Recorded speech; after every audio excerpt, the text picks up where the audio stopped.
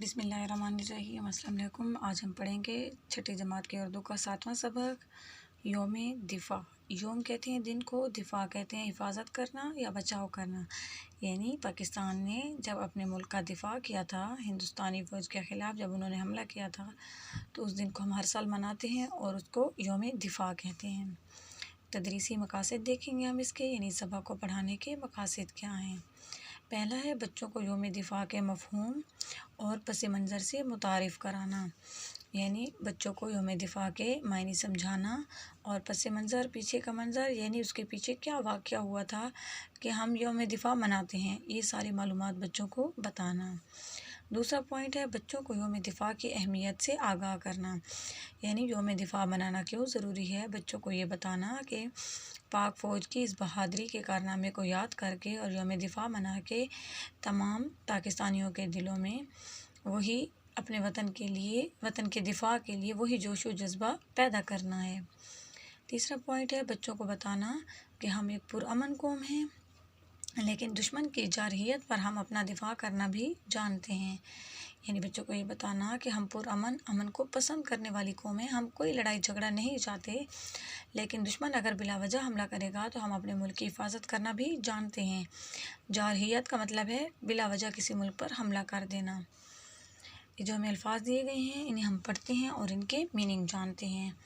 پہلا لفظ ہے جری۔ جری کا مطلب ہے بہادر، دلیر۔ سرمستی۔ سرمستی کا مطلب ہے بے خودی، نشے کا عالم۔ جوک در جوک، گروہ در گروہ۔ نیست و نابود۔ نیست و نابود یعنی تباہ و برباد کر دینا یا ختم کر دینا۔ سکہ بٹھانا، روب قائم کرنا، حکومت قائم کرنا۔ امسال۔ امسال کا مطلب ہے اس سال۔ امنگ۔ امنگ یعنی جوش، ولولہ۔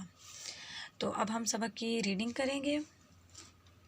ہر سال یوم دفاع 6 ستمبر کو منایا جاتا ہے۔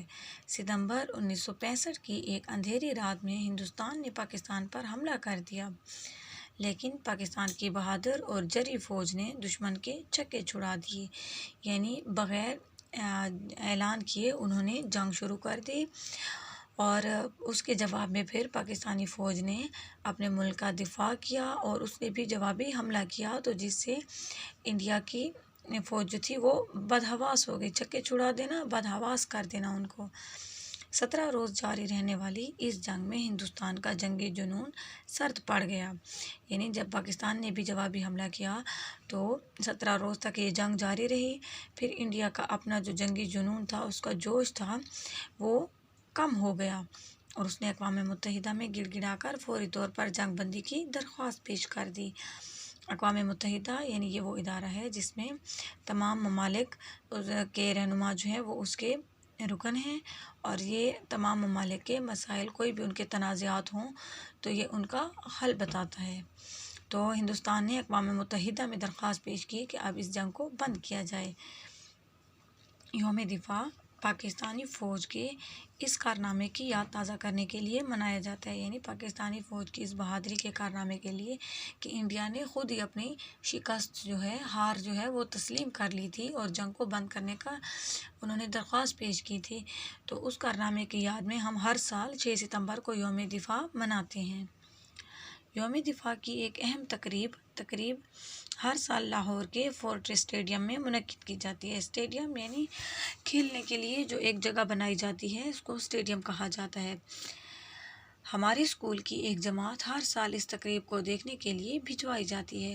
امسال ہماری جماعت کی باری تھی۔ امسال یعنی اس سال جماعت کی سبھی لڑکیاں، یعنی تمام لڑکیاں استانی صاحبہ کی رہنمائی میں اسکول بس کے ذریعے اسٹیڈیم پہنچ گئیں۔ لاؤڈ اسپیکر پر نشر ہونے والے یعنی چلنے والے ترانوں سے فضا گونج رہی تھی، یعنی اس پر ملی نغمے اور ملی ترانے لگائے گئے تھے۔ تقریب کے آغاز میں ابھی دیر تھی آغاز شروع ہونے میں۔ اسٹیڈیم میں تماشائی جوک در جوک آتے جا رہے تھے۔ تماشائی دیکھنے والے، ہر طرف رنگوں کی بہار آئی ہوئی تھی، یعنی لوگ آئے ہوئے تھے وہاں پہ، سب میں ایک نیا جوش و ولولہ تھا اور ایک بہار کا سماں تھا۔ ہم پہلے سے مخصوص کی گئی نشستوں پر بیٹھ گئیں۔ یعنی مخصوص کی گئی، خاص کی گئی نشستوں، نشست کی جمع ہے جس کا مطلب ہے کرسی یا بیٹھنے کی جگہ، یعنی ہم اپنے لیے جو ہم نے مخصوص کروائی تھی جگہ ہم اسی پر بیٹھ گئیں۔